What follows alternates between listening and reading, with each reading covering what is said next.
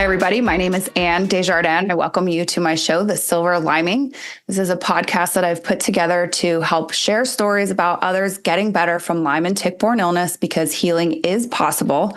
And as I was going through my own journey with this, I found these kinds of stories were the exact fuel that I really needed to help fire my soul along the way so that I could keep going. And I really am grateful that I'm well now, that I can be here in a position to offer this hopefully as a tool back to the Lyme and tick-borne illness community for other people, again, to use this as their fuel and their strength or part of it. I mean, I hope, maybe it is all of it for some of you, but hopefully you've got other sources coming into that stream of energy for you too, because it's just going to propel you all the faster through the darkness and the sickness. And it's just possible. That's all you've got to remember from this, is that it is possible to heal. I'm good proof. I have a really wonderful guest with me today as well, Amanda Dahl. She is a natural health consultant, herbalist, and energy medicine practitioner. She blows my mind. It took 18 years for her to get diagnosed and accurately on the right path to health and wellness. And I'll let her, of course, share her story with that. And it wasn't just her that was affected by it. Unfortunately, there are other family members that also had to get well. And so it's just a really big miracle, again, when I have the opportunity to share these kinds of stories with you. After her 18-year journey leading to Lyme disease diagnosis and then ultimately remission, she's made a commitment to help others heal from Lyme and other long-term health conditions using a combination of modalities to address all aspects of a person's healing. And I'm blown away by this because this is a lot. This speaks a lot to my heart too, and the things that I believe in and that I work on with my own practice and journey. And she's got an awesome setup that she actually works with her husband, Christopher. And so they do work with people virtually. If you're interested to do that, you're more than welcome to contact her. She has a beautiful website. I've looked at it multiple times on my phone, on my desktop. It's just very nice. So you should just at least look at it for that, for the aesthetics of it, if nothing else. But to book some time with her, the reviews that I was reading about you as well, Amanda, sounded absolutely fantastic. And just like you are very gifted with the energy work in particular and helping people to heal their bodies and remove blocks and understand that the body, mind, and soul are intrinsically connected, right? It's not just body, it's not just mind, it's not just soul. All of these things flow and tie together. And me being an Ayurvedic practitioner, I fully appreciate that relationship and have come to appreciate it so much just through my own experience. So I applaud you for what you're bringing to our world, what you provide, the services that you render, and hopefully people do reach out to you to work with you because, again, it sounds like you're very gifted. And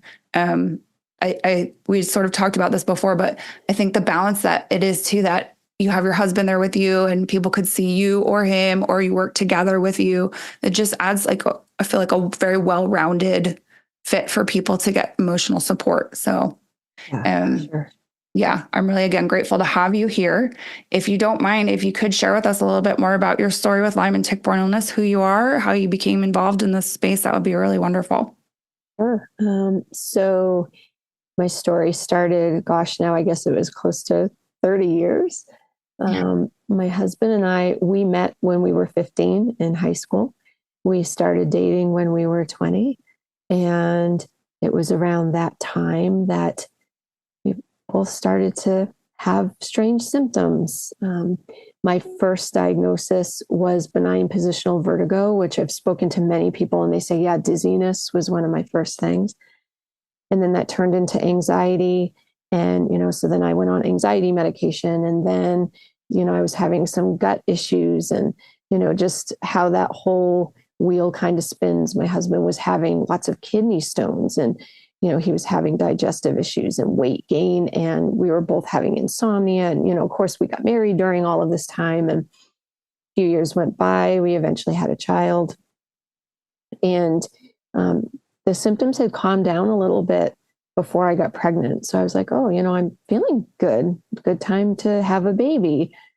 Had a baby and, and then my issues really compounded, migraines and I learned after that Lyme is really exacerbated by pregnancy. And of course, still didn't know that that's what it was. And it took 18 years of seeing doctors and trying to figure out what was going on with me and why was my body and my husband's body systematically falling apart.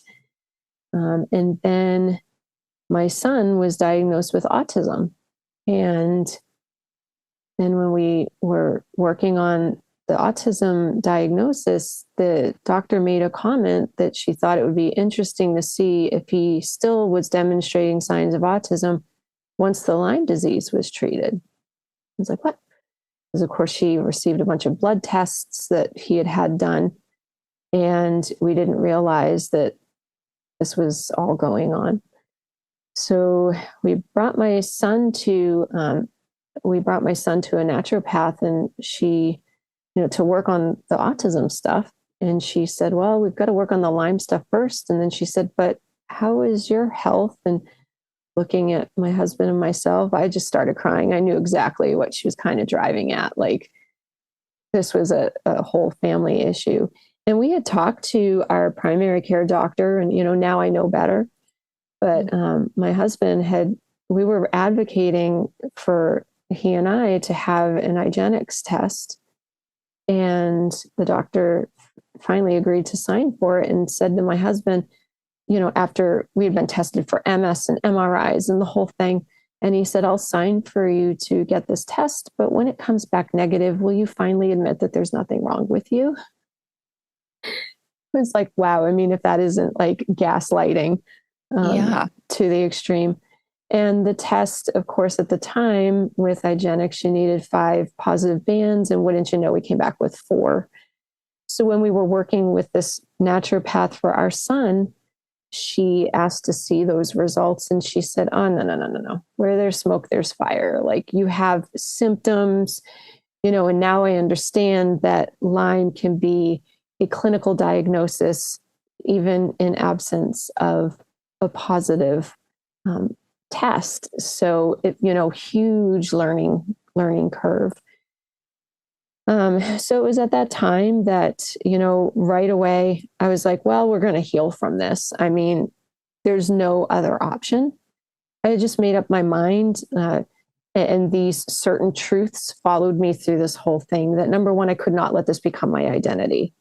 If I let this become my identity, then we weren't going to heal from this. We were just going to kind of be in this miserable state for the rest of our lives. So I went into deep research mode, learned all I could. I had no idea, and that natural health world existed. The naturopath that we had worked with was my first foray into the natural health world. I had no idea about energy healing. Now, mind you, this was, 2013. Yeah. No idea about any of this. So we were in New England at the time.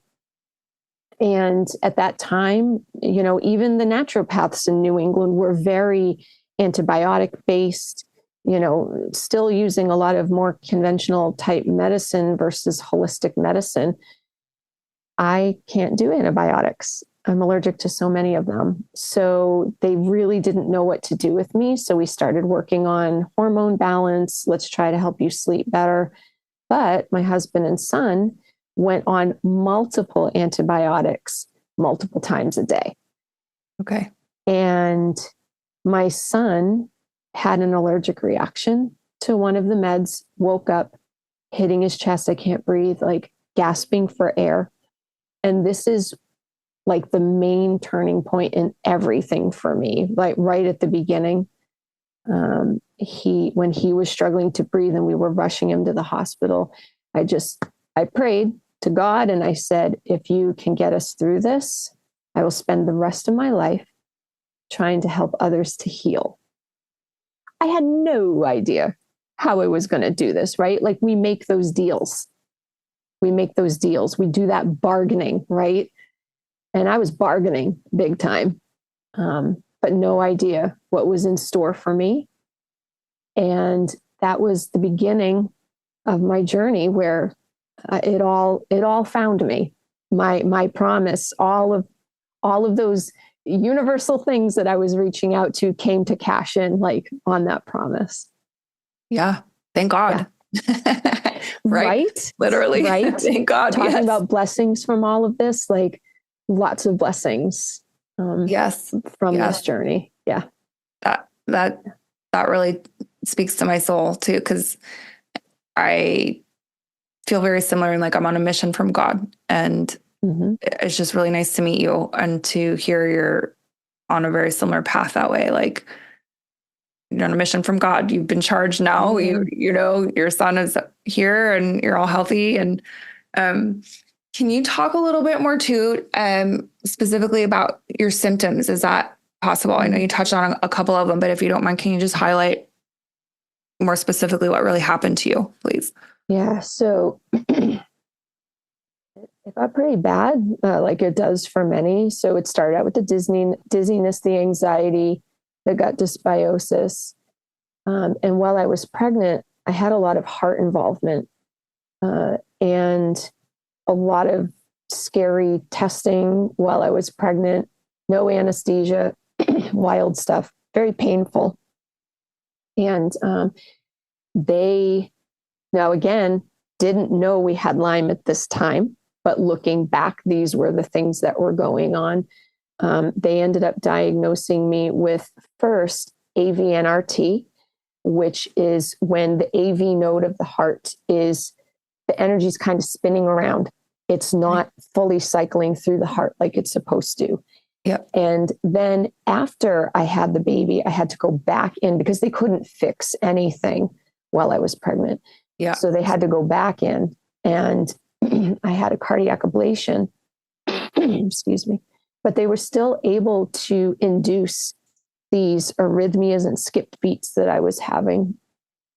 So then they diagnosed me with ventricular tachycardia, which is, you know, like when we hear about athletes that just kind of drop dead, very often they have VT or some variant of VT, but you don't get any warning when it happens. You just, that's it. So what they did, like I mentioned, they did that ablation and it did fix some of the electrical issues in my heart, but they were afraid because they were still able to induce these arrhythmias. So they ended up giving me a pacemaker that also had the defibrillator in it. So that if this happened, I would have my own defibrillator. I wouldn't have to rely, you know, solely on a medical team reaching me wherever I was. And I had that for, you know, a good number of years. And people always say to me, did it ever have to work? It did once, but it turns out it's called inappropriate. I had inappropriate shocks. And that was just because I was sledding with my son and my heart rate got too high. And the threshold, they can set the threshold of when it shocks. And it was set to be a little bit lower than maybe it should have been. And I felt it shock a few times. And I was like, what was that? But so there was a lot of heart involvement there. I also had horrific brain fog. I went through a period where I could not have conversations with people. I went through a phase where I couldn't remember names. I think we all go through that word find game where when we can't remember words, we're doing like the charades thing. And for common everyday things that normally we would not have a hard time remembering at all.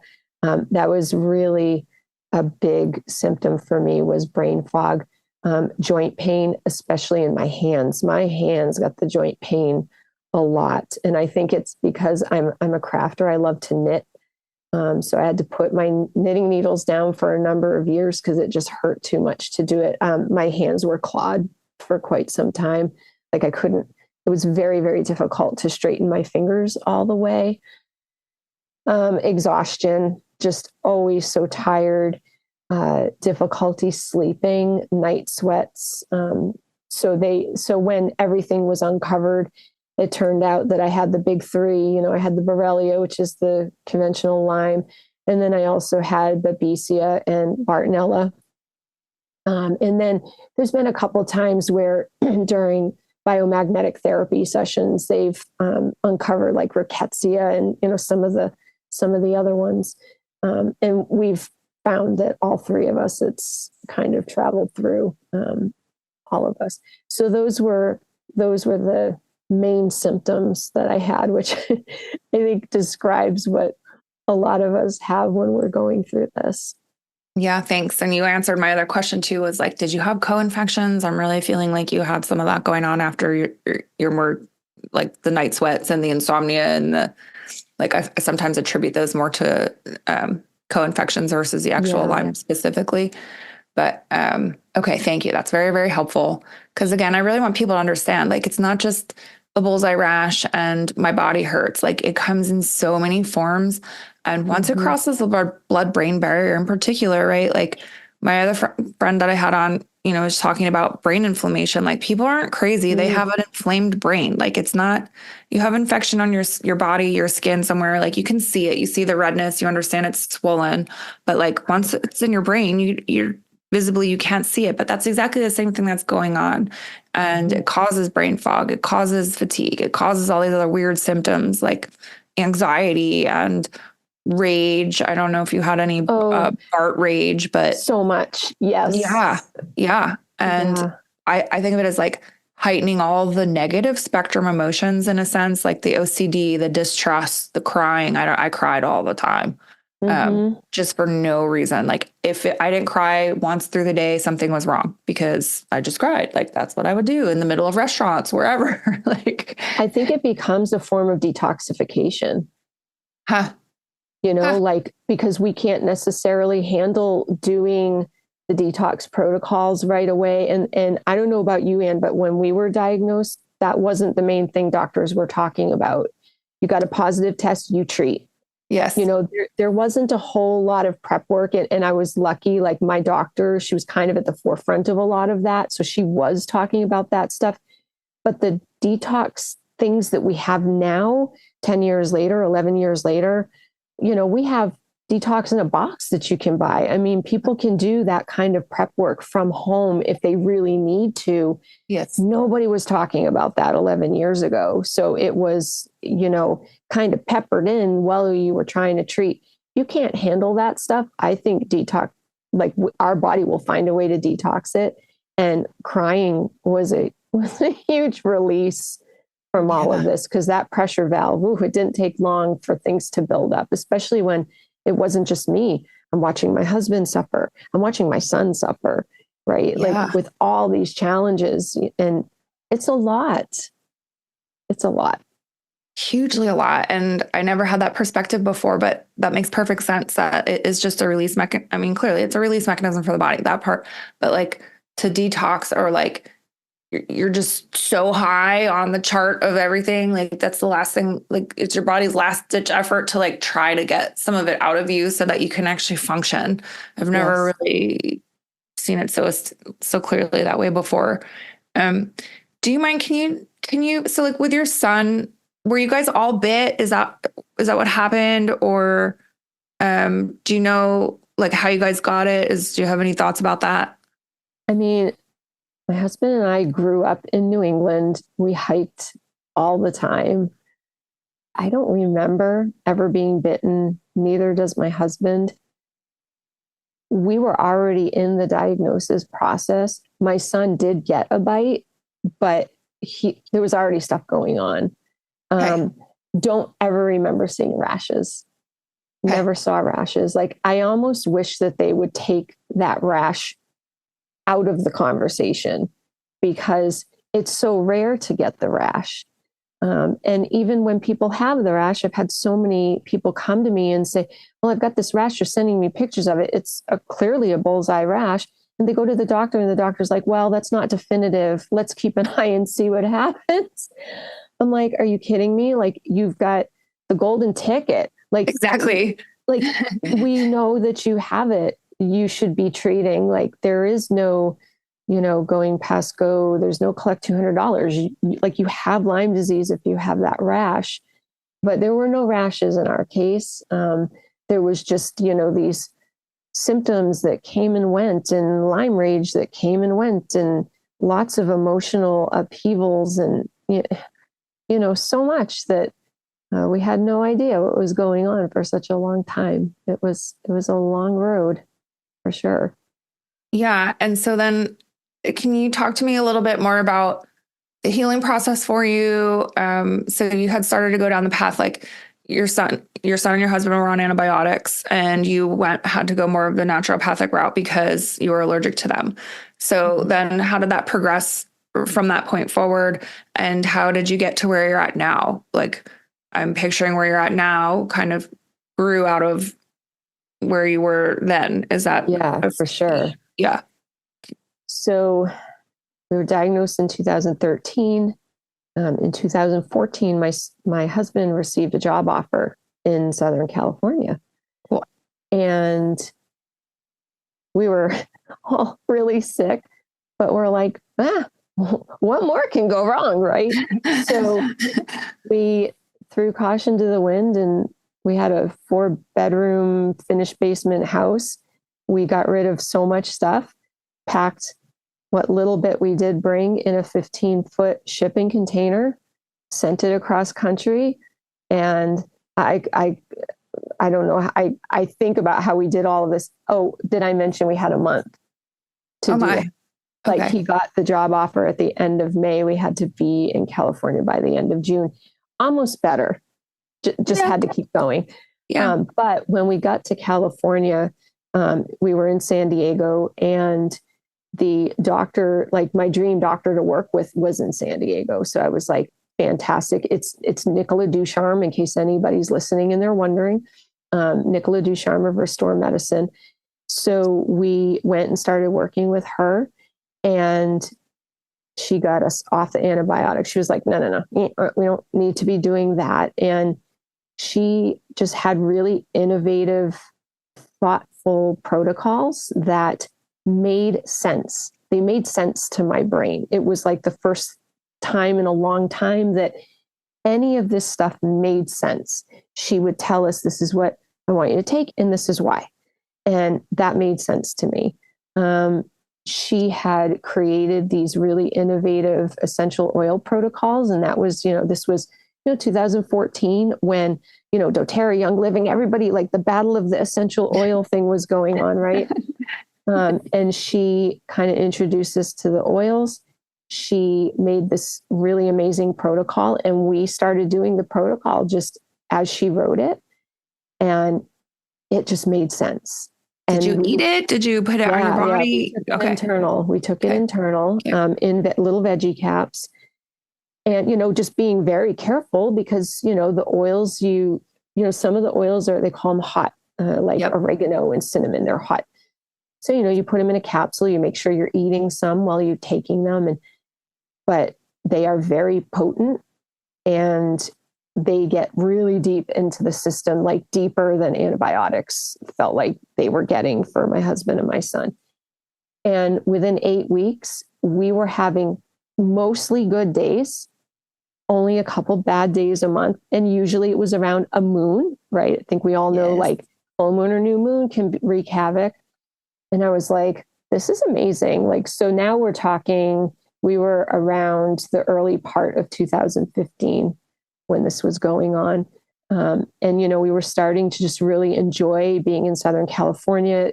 It's not the same humidity level as New England was. We didn't do well in humidity. So like life started to really improve. But we were getting to this point where we felt like we were kind of hovering around 80-85%. So I was like, all right, what else can we do? And I had mentioned earlier, like, from the time we were diagnosed, I was just happy to have a diagnosis and to understand what was really going on, because it was such a long road to get that diagnosis. But I always felt that we were going to get better. We were going to live optimally. And then I started to feel like, what if we got to the point where we were even better than we felt before? Because I was born with a hole in my heart. I had health problems a lot while I was a child. And then, of course, we've learned the last few years the impact of trauma and childhood trauma. And things started to come up. And I was like, what if we end up even better than we were? And I just allowed myself to keep dreaming big. For as lousy as some of the days were, I never allowed it to pull me under. And I had to reach deep for that strength, right? And not everybody is ready to reach that deep. And that's okay, because we all have to honor like where we are in this whole thing. But I started to feel even better, and just my mindset was shifting and things were healing. So I, on top of everything, I was a homeschooling mom. And it was just something we always wanted to do. Like before we knew of any of the health things, anything, before we even had children, we knew we wanted to homeschool. So I was homeschooling my son, and I belonged to a homeschooling group on Facebook. And one of the moms came on and she said, you know, my kiddos, like they're all done homeschooling. So I'm going to go back to like working again. And by trade, she is a massage therapist, an amazingly gifted massage therapist. She works primarily with people who, you know, have complex health conditions, cancer, you know, she does like scar tissue release, like really just deep, beautiful, thoughtful techniques in her work. Her name is Lisa Oakes, if anybody's in Southern California. But I invited her over to the house because she was a mobile massage therapist, and I was still having some brain fog. You know, things weren't perfect. And I got up on that table, and this was that moment that just changed it all. It changed my life. It changed my healing trajectory. It opened up a whole new world for me. I got on that table, and you know, we all kind of know what to expect with a massage. You lay on the table, you close your eyes, you kind of let your mind wander a little bit. And then her hands went on my head, and I don't know what kind of wizardry she was doing at the time, but all of a sudden it was like a spigot opened on the back of my neck. I felt the brain fog drain out of my head. I was seeing color. I was feeling waves of warmth going through my body. At one point, like my vision, everything turned gold, and I saw crows flying through my vision. And I love crows. And it turns out like that's like her spirit animal too. And like we have all these connections. So at the end of the massage, I felt like a different person than the person I was when I got on the table an hour earlier. And she said, "How are you feeling?"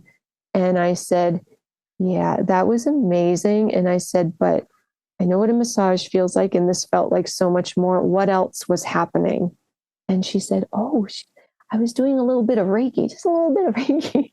I'm like, "From now on, when you come, I don't even care about the massage so much. I want the Reiki." Yeah. And that was what really changed it all. And we all started getting Reiki, and, you know, just moving that energy and beginning to understand like what the energy system of the body was, and, you know, how it was moving things and shifting things. And all of a sudden it felt like supplements were working deeper, and the oils were working deeper, and the healing was deeper. And it was so beautiful. It was just really amazing. I still like get in awe when I think about what an amazing and pivotal part of the journey that was for us, because we were all feeling that. And that was the big turning point where we really started to kind of race toward remission. That's awesome. Yeah. That's fantastic. And so now you practice Reiki as well. I'm imagining, again, you're kind of like me, like it helped you so much that you were like, I've got to learn how to do this for other people. Is that? Yeah, not right off the bat. I began helping the doctor coaching people with their essential oil protocols. That was kind of how I started getting into it. And then I woke up one morning, and, you know, and I've spoken to people that have learned different energy healing modalities. And it almost seems like there's a calling, like you receive a calling. And, you know, working in the energy realms, maybe some people will relate to this, but, you know, 3-4 o'clock in the morning, like is when a lot of times like your guides are like, "Hey, you're so busy during the day, knock, knock. Let's have a conversation now because you don't pay attention during the day." So I got one of those 3 o'clock in the morning wake up calls to learn Reiki. It was like I woke up out of a sound sleep, and I was like, "Oh, I need to learn Reiki."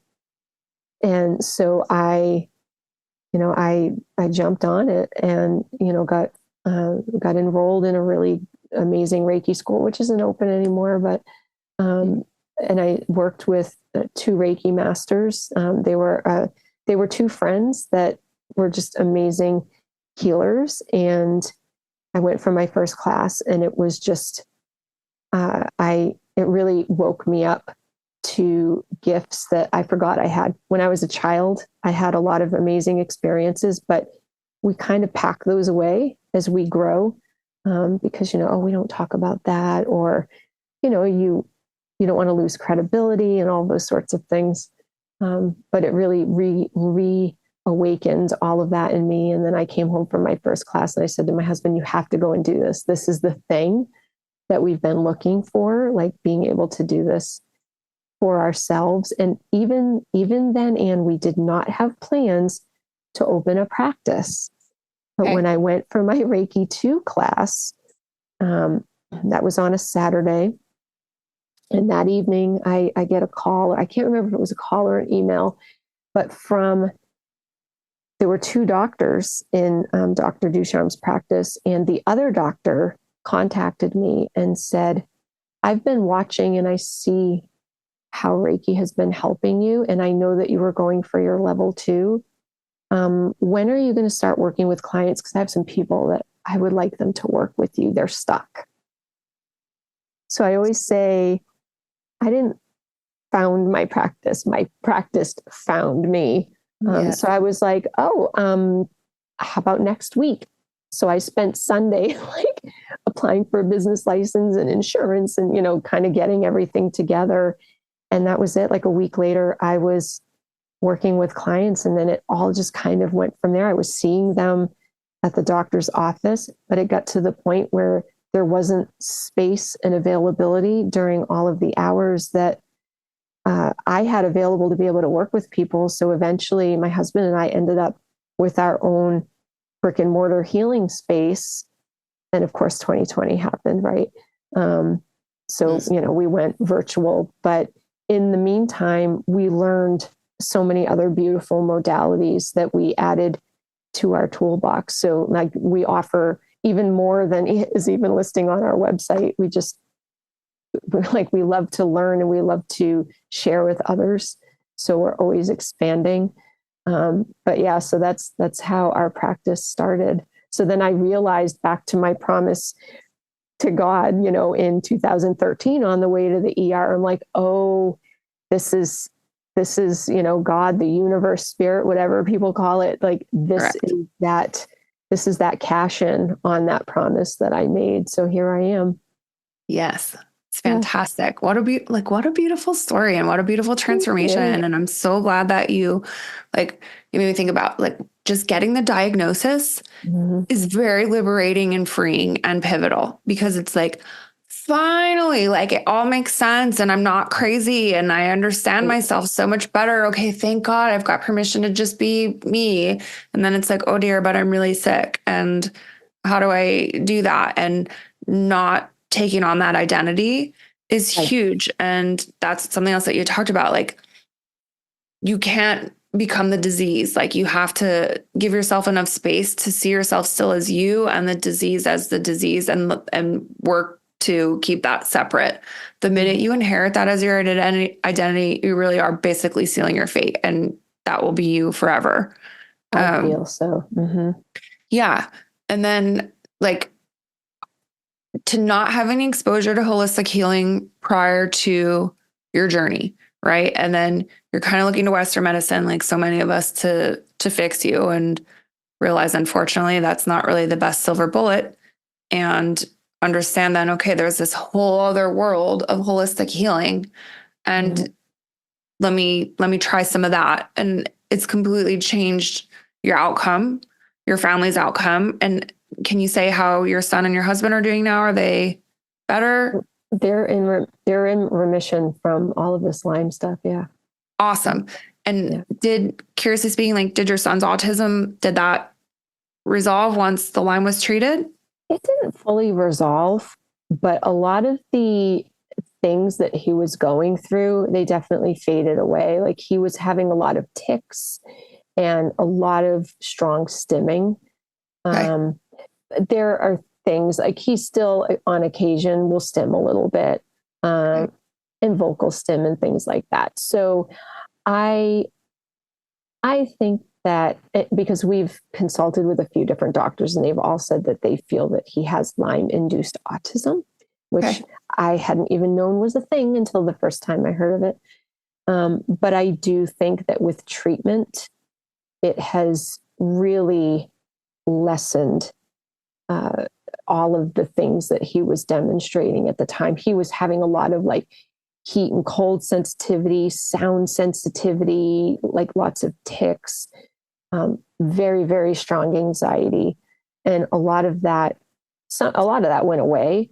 But Good. he still does have some anxiety and he has OCD. And, not the kind like, oh, I like everything clean. Like if you know what real OCD is, he has real OCD. And, it's been suggested to me, well, maybe he has pandas or pans, but it's like when you've treated so much and, things have been cleared out of your system, it's like you can still have some of these conditions. It's not only based on something microbial. So, we've been doing treatments for that. So, life isn't peachy perfect. I just want to make it known to people, like, because people often say to me, oh, remission, how wonderful. It is wonderful, but we're still human beings. Yeah. There are still like human things that go on in our lives. Yeah. And one of the things that I want to say about remission, because I don't think this is talked about enough, I often get the question, what does remission mean? What is remission? Remission is really like the definition of the word is it's when the condition that you have, it stops progressing. It doesn't mean that the damage that has been caused goes away. Okay. Like it took, once the disease process stopped, I see what you're doing. it took some time, like the arthritis, it took time for me to be able to move my hands again. Like, and now I hardly ever have any blips of arthritis. Like I know if I eat gluten, I can feel it in my joints. Like, there are still things that I do. Like I'm gluten-free, I'm dairy-free. I try not to eat sugar, but I'm human. Like I'm very human. I'm very open about the fact that I'm human. Yes. I love a Canada dry ginger ale. I can't help it. It's refreshing to me, I'm so, because sometimes clients, they're like, I'll say, okay, well, what's your diet like? And they'll get nervous to tell me. And I'm like, look, I eat the occasional Kit Kat and I drink a soda every day. And I know that those are things that I would probably be banished from the holistic health world if some people knew that. But I'm a real person, just like all of you, and we do human things, right? So that's what I just kind of wanted to put out there about remission. And just some tips that I could share for people that are trying to get there. We talked about not making this your identity. Something that I see, and I'm not saying this to sound judgmental, but I'm trying to give some things that were helpful for me. Yes. That maybe will resonate with somebody. I was never a fan of taking pictures of myself surrounded by pill bottles or IV poles or, pictures of me in the doctor's office. Like I have a couple of pictures of me, in the hospital. And it was only because there was a period of time where we were in California. My parents hadn't retired and come out here yet. And I sent a picture to my mom, like, because I had a lot of heart procedures. And it was like, I'm here, I'm okay, I'm smiling, like I'm not having any allergic reaction. So I sent a picture to my mom. So I have a couple little pictures of that. But like I had my second open heart surgery in 2018. And the rule that I had was number one, nobody can take pictures. I don't want any pictures, no video. And that included the doctor. I understand sometimes they record their surgeries and pieces of their surgeries. I was adamant that they not do that. And here's why. Because everything that you do creates an energetic imprint in your energy field. I did not want to look at, like, if you have a photo storage program, I use Amazon Photos. Every day I get a little email. It says, check out what you were doing in years past on April, whatever, right? I don't want pictures of me in that state popping up all over my phone. Yeah. And bringing me back into that energetic space. Now, some people, they want that reminder that so they can see how far they've come. I'm never going to forget how far I've come. You don't forget this. Yes. So, I going through all of this, there were a number of years where I literally did the whole delete the Facebook account. I didn't have Instagram at the time, but I deleted the account. You know how you have to go through that extra step in order to be able to do that. I was off social media. I was not in any of those support groups because frankly, they're not. They are the sickest of the sick. I agree. Who are desperately looking for answers. And I don't begrudge them that, but they're desperately looking for answers. They're not going to find answers in those groups. They're not. The answers that people need for their own healing, they're already within. Yes. Like when I'm doing my work with people, they are working with me. I am a healer. No, I'm not. I'm a facilitator. Yes. I am reminding them of things that they already know to be true in their body. Yes. So I'm just reminding them of what feels good. I am helping them to reestablish their sovereignty inside their body because we've all been gaslit many times on this journey. So we don't trust ourselves anymore. So I'm reminding people how to trust themselves. I'm reminding people how to listen to their voice and how to project it out and advocate for themselves and bring their sovereignty back.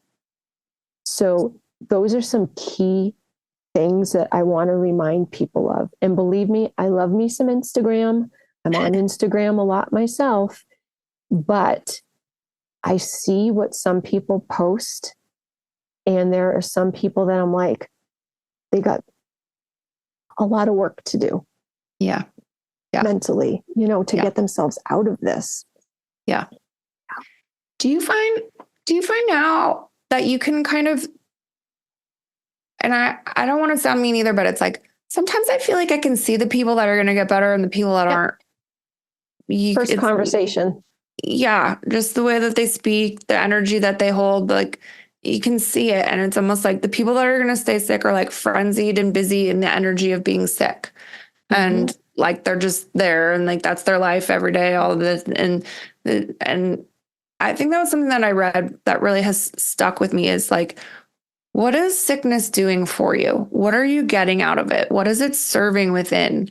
And people really need to take that more seriously and sit with themselves to think about if you're not getting better, what is it exactly that is serving for you potentially from that emotional standpoint? Are you getting a fix of attention? Are you getting a fix of love? Are you feeling needed? Are you feeling waited on? You don't have to work. You know, like there's a litany of reasons I'm sure for people, but that's really making me think about that. And just that, it's the answers are within, but you kind of have to really get clear with yourself about what you want. And I don't know if people are even sensitive enough to acknowledge that within, like they have to really get clear about what they want. Do they want to be sick or they don't want to be sick? Can they really sit and do that? How do you help people? I guess maybe a better question too is like, if people are stuck there, do you feel like they're permanently stuck there? Like, how do you shift them? Do they have to have the desire within themselves first? Or is that something that you could help to be a catalyst for? Yeah, it's a really good question. And I think it's a bit of a combination.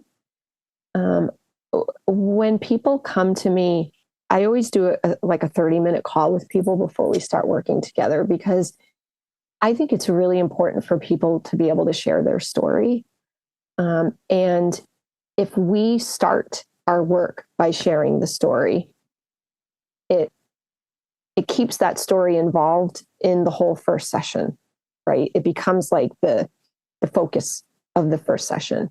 So I like to do it in our 30-minute call. I want to hear what's been going on because they're giving me the key points, but I'm a very active listener, and I'm listening to the language that they use. I've been sick for da, da, da, da, da. I started getting sick when da, da, da, da, da, right? For me, when I was in my healing journey, not to sound trite with that term, because I feel like it's a bit overused, but when I was in the beginning of it, I understood right away that I couldn't say I'm sick with Lyme disease.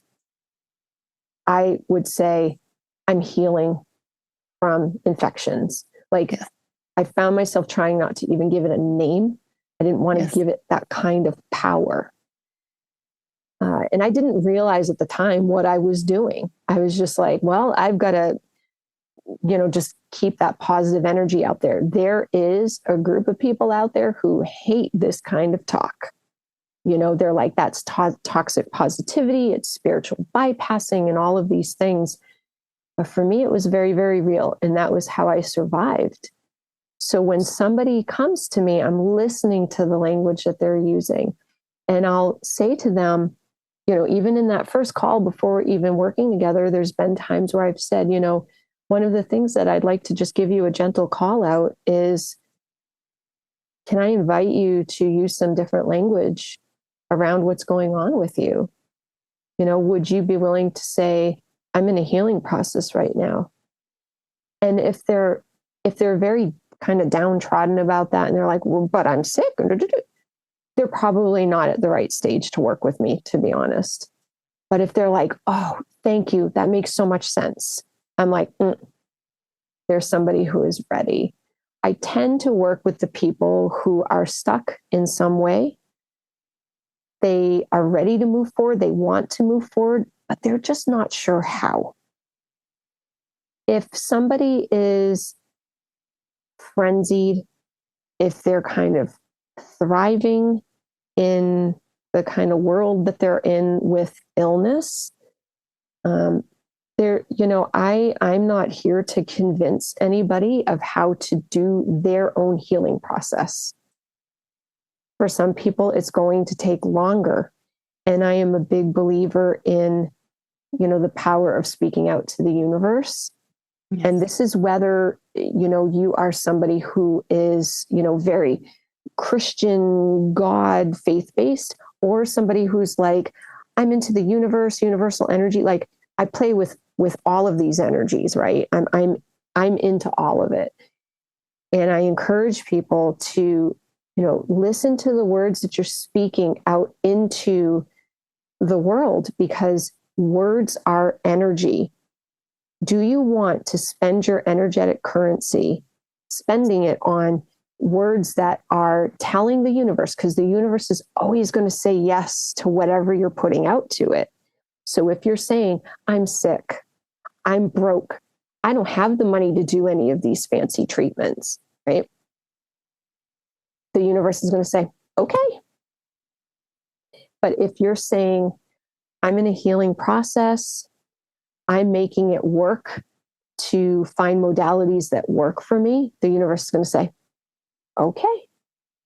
And it will bring you whatever it is that you're putting out there, and some people can't wrap their head around that concept. To them, it's woo-woo, hippy-dippy. I've even had people say to me, well, that's not in the Bible. And I'm like, okay, but this is science. This is quantum physics, yes. Right? What we're talking about here. So, that's what I'm looking for when I'm talking to people. Like, what is the language that they're using? Not everybody is ready for the kind of work that I'm proposing doing. And that's okay. That's okay. Because I believe there's a lid for every pot. Maybe there's somebody out there that's more meant for them, but I'm really working with people who they are ready for their ascension. They are ready to pull themselves out of what they've been going through, level up, shake it off, and like, let's finish this healing process from Lyme disease, from co-infections, from mold, right? We talked a little bit before we got on about mold and how important that is to look at, like we're talking about those sorts of things. Yes. Yes. Man, what a cool job you get. Yeah. How amazing. You're helping people wake up and transform and like get healthy and come to a different space in life. And, I found just in my healing journey, like people like you are essential to giving new perspective, to giving new way to look at self so that true healing can ultimately happen without being able to shift. And like, we might want it so badly for ourselves. And that's the only way we know how to do it. And we're just banging our head against the wall. We need outside perspectives and outside sources to help us to have a different direction to go in instead of just banging against the same wall. And again, people like you who have so much more experience, who've been through this, who've seen this, who've walked the walk themselves, really can help lend so much more light on that path of which direction to go. And I see it so clearly for you. Like it's so beautiful and it's just an amazing thing. Yeah. I'm so excited. And now, help me then. So you're natural health consultant, herbalist, and energy medicine practitioner. So we got the Reiki. So the herbalist stuff, are you doing through essential oils? Is that more of how you're doing that? Or have you studied schooling more for that? Like, yeah. So I did go and get like my herbalism. I got a certification. okay. And it took me probably 4 years to do it because in the middle of all this, I had an open heart surgery. So it was like, I need to take a break. But I did go and get my certification for that and to be a holistic health consultant. It was important to me because I had so many people that wanted to talk to me about protocols and how do I do all of this? And, I find that our docs, they have such a short amount of time in an appointment to work with people. And then very often what they do is they'll hand you, the long list of things that they want you to take, the huge bill at the end, and they send you on your way. So then when we start looking at the long list of things, they, maybe they're saying, take it in the morning at night, or, take this twice a day, but they're not necessarily telling you like, oh, if you're taking charcoal, you need to take that 2 hours away from everything in both directions. Okay, well, then I've got people that are like, but I'm taking things 5 times a day. So how do I possibly fit that in? So there's been, at this point, I estimate that I've probably worked with around 1,000 people at this point in the last 10 years. I've done it hundreds of times looking at protocols and mapping it out. This is how we're going to do it. And the other thing is sometimes doctors aren't, they don't understand because they may not have Lyme themselves. You can't just start all this stuff. Yeah. You're going to be a train wreck if you do that. Like I am a very slow, in one thing at a time, going up one dose at a time. It sometimes takes several weeks, maybe months, before we're getting on everything in a protocol that a doctor has assigned. And in the meantime, we're tracking what's going on. I have a tracking system that I do with my clients. We build a spreadsheet of, we map out their protocols. So that way, if they have a question, I can pull up their protocol, see nice. What we mapped out, So that's like that more physical health stuff that I do with people, and then with the energy healing, we do Reiki. I do emotion code, because emotional health is really important. We carry around a lot of stuff, and a lot of the stuff that we're carrying, we've processed it already, but we keep it in our energetic backpack and we haul it around because we don't know what to do with it. Yeah. And a lot of times we're carrying around generational stuff too. Yeah. So it's like, we don't need to be carrying that. So emotion code helps us to remove that. Then I do EFT tapping with people, another modality.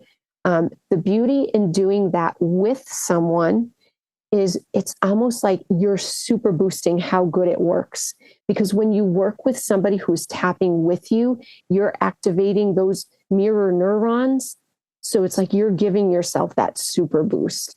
And I can help people, make the script to use while they're tapping, and let's rate, where were you in the beginning? Where are you now? Like on that scale from 1 to 10, and we can really dig in on that.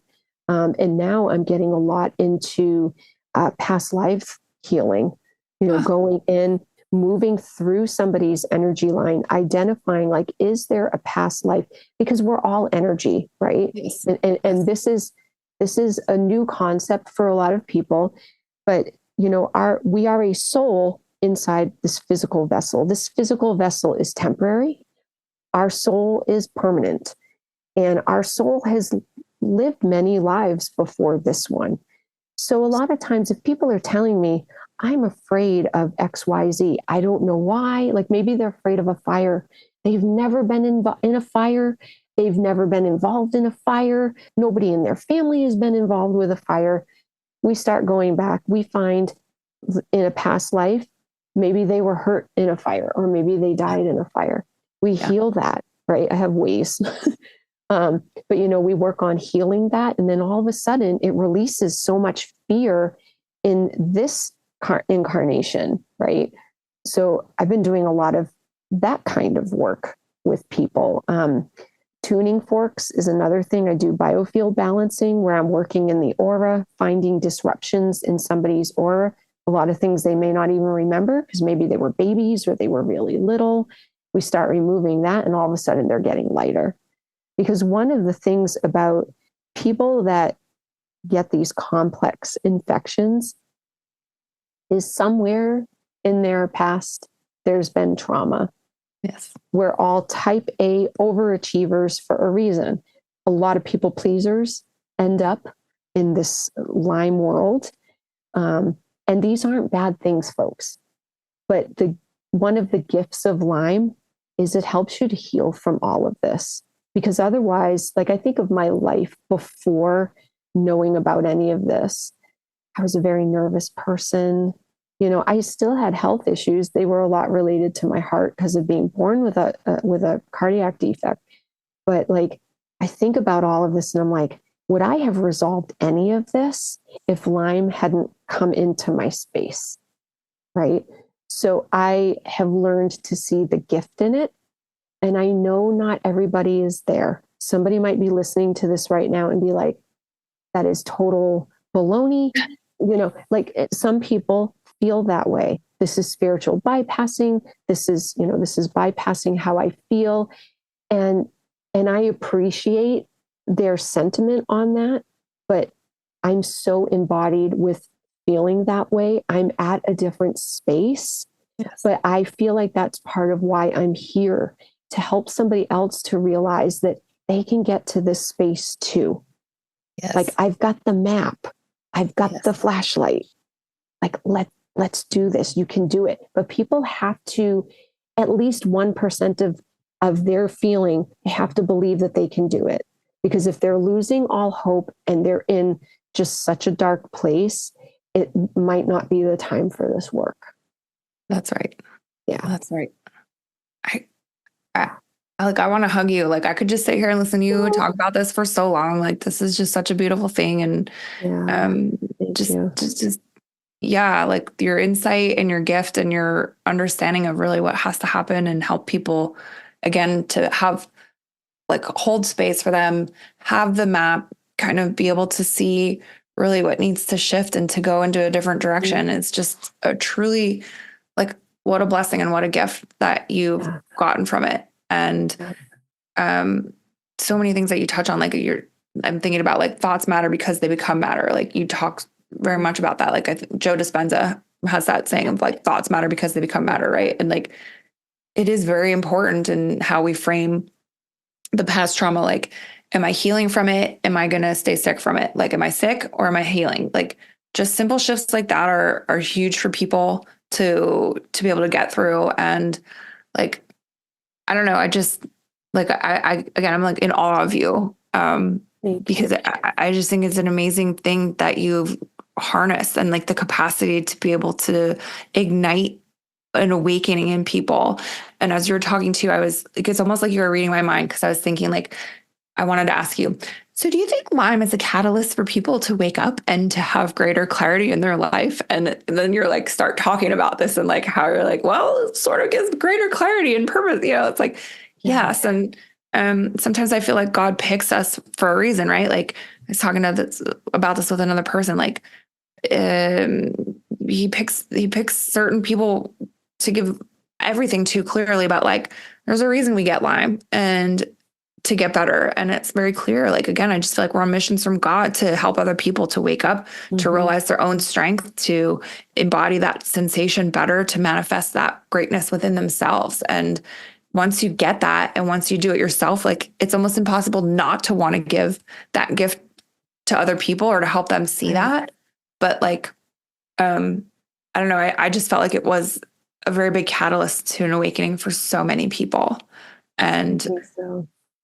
I wouldn't have picked it. Like where I came out now, I'm so grateful. I'm like, thank you, God. I'm so thankful. Like I'm such a better person. And you talked about something a while back too that I think is such a great thought for people to have. It's like, what if I could get even better than I was before any of this happened? Like that's where I feel like I've come out. It's like I feel like I'm much better than where I went in, but it wasn't that much fun going through that. Like would I have picked this way to come to where I'm at now? No. Right. But really, what way would you pick? I mean, if it was easy, it wouldn't mean as much. If it was simple, like maybe we wouldn't have gotten as much clarity around it. Maybe there wouldn't have been as much contrast for us to really appreciate where we've come out at now. But like I'm truly grateful for it. And I feel like you are too. And I hope the people that are sitting here listening to us can understand, like, we're both very sick individuals. We're very unhealthy and unwell. But I was spiritually dying in junction to physically dying, which is why I got so sick. And I just hope people understand that. Like, if there's something that's very unhappy in your life or very unwell, that also can manifest in physical dis-ease. So like you've got to attend to all sides of your being and your body. Like you can't ignore things because they come out over here in different places. And it's just very important to address the whole human. But like what a journey you've been on, and what evidence that you give to people to understand that they can very well do that. Like you didn't even know what, I don't know. I didn't even know what a chakra was before I had some friends in my 20s that were talking about chakras. And I'm like, what? I was raised in a Western medicine family. Like we didn't go to a chiropractor. We didn't do any of that stuff because that's just not what you do. No, us either. Yeah. And I remember like going to the chiropractor because I thought I had a subluxation because I couldn't figure out why my brain was so not working properly. Yeah. And like, I was afraid to tell my dad that I went to a chiropractor. But I'm so glad I went. And that guy's a miracle too, because he's got a very good energetic gift. But just, I guess, for people who are listening, to please understand that there's definitely more than one way to do this. Holistic medicine has been a huge tool for me, which I, again, knew nothing about before I started this journey. And people like you are really great teachers to provide a different way for people like me to learn and to get greater clarity and to have greater inner peace. Like I think once you have greater inner peace, you have more comfort in who you are in your own skin. That also helps the healing journey too, right? And like, how do you do that? How do you get there? It's like people like you help to smooth that I always like that visualization of like smoothing the energy.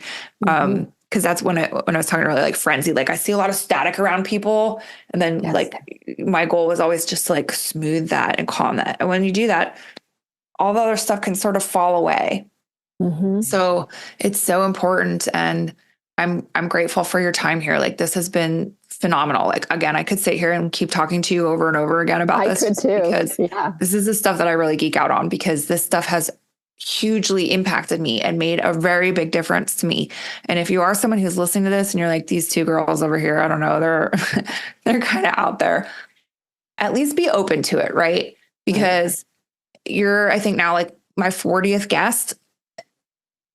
Almost every person that I've had on here has had some kind of spiritual something going on, right? Like whether it just be small or a better connection to God or whatever it is, like it's been part of their healing journey. And so there has to be some sort of credibility to that. And just out of those 40 stories, let alone the countless numbers that I've heard elsewhere or read or whatever, studied along the way, and be open to that.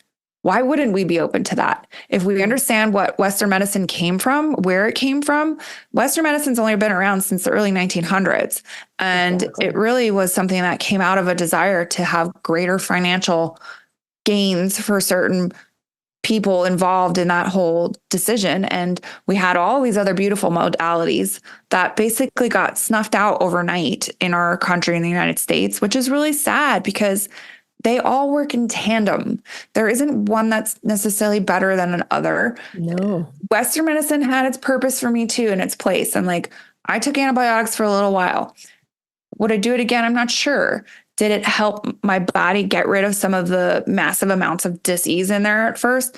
Probably. And so I'm grateful for that place. And again, if I lose an arm or something, please, by all means, take me to the hospital and have them reattach it. I'd be grateful for that. But there are other ways to do things when you have physical disease going on in the body. You can balance yourself more through nutrition, through breath work, through meditation, through Reiki, through just so many other options that I feel like people talk poorly of and they never even tried.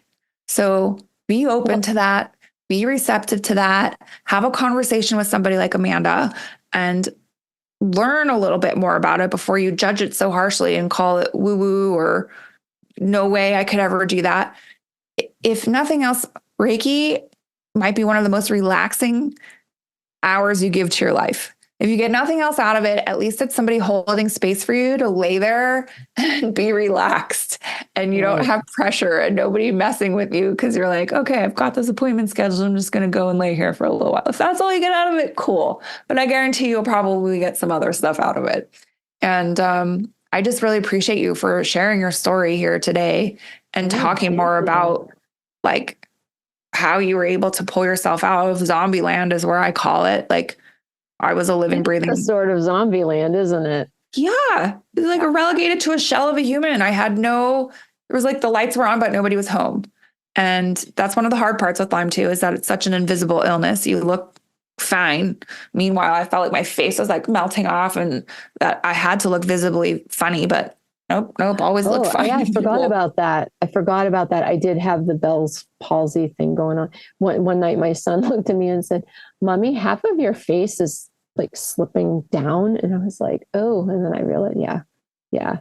Something that I do want to say, just because I understand that I come from a place of privilege with being able to afford to do treatments and different modalities and things like that. And I understand that not everybody is in that same position. So I just want to say I acknowledge that. I don't want to, sound like, a little privileged, prissy person. But a lot of what I learned about all of this, I learned like watching videos on YouTube, reading books, listening to podcasts, like so much of this stuff, you can learn about it for free. And like, I know for me, even on my Instagram, there's, I try to post videos like to just talk about these different concepts, to show you what these modalities look like. Like a few weeks ago, I did one where I just went on Instagram Live and I literally did a motion code on people right on Instagram so that people could see what it looked like. Every once in a while, I'll do like a free guided Reiki meditation that people can join. I mean, there are different resources that are out there. So I understand that not everybody can, necessarily put the funding, because we all choose what we are going to put our money toward. Not everybody wants to put their money toward working one-on-one with somebody to do these things. But there are so many resources out there for you to be able to learn this stuff. Like, start listening to Joe Dispenza, start listening to Michael Singer. Guys, like, yes, it will blow your mind. I'm trying to think. If you need some motivation, Tony Robbins, he's a little bit masculine, right? But if you need some of that strong Rah, rah. masculine energy, rah, Yeah. rah, like get you going. Listen to some Tony Robbins. Listen to some of the different thought leaders that are out there. Who Yes. resonates with you? Start listening to the things that they're saying. One of the most life-changing books that I've ever read was Autobiography of a Yogi by Paramahansa Yogananda, right? Like just a yogi's journey through his life, right? Yeah. Like, what are the things that inspire you? And figure out a way to craft your healing by implementing some of these things that you're learning from these different thought leaders, right? Yes. Because a lot of the strongest healing that you do, it's within you already. It's just a matter of reminding yourself how to access it, how to find it. And these people they are singing the songs that you probably need to hear. And it doesn't necessarily have to cost you anything to access this information.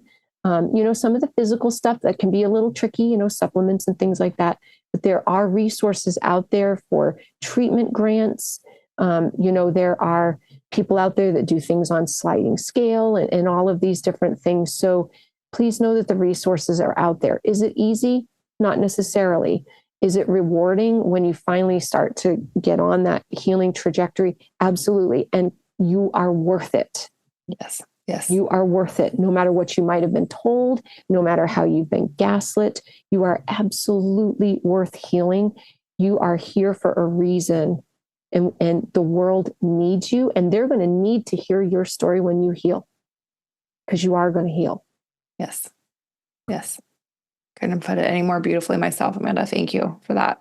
And I appreciate your sensitivity to people about the cost. And we know from healing ourselves that it's not cheap, unfortunately, with supplements and doctors and this and that and tests and blood work, and it adds up. And so these kinds of things can be not as easy to fit into the budget. And I have to say, I remember when I was going through this, like I incurred so much debt, and I would say to God, like, please just give me a way, figure out a way. I had to get a different job. I was working side job of walking dogs so that I could I had my own dog. So I'm like, well, it's at least something that I'm doing at the same time that I could walk a dog and handle that and make some extra cash that way. And just figuring it out. And I will kind of counter in a sense and say, like, when we are so convicted in our belief of something, cost will not be a barrier. No. And the universe or God, whoever we want to say, will deliver, and there will be the opportunity to figure it out. And as you say, there are so many free references and places to go to learn, to be taught about these things. YouTube is a fantastic tool. But if we really make up our mind to say that I'm going to get better and I don't care, nothing is going to stop me. It's funny how the money pops up. It's funny how the different opportunities present themselves to you to get you to where you need to go. And sometimes we almost have to make that stake in the sand and say, I am worth it. I deserve this.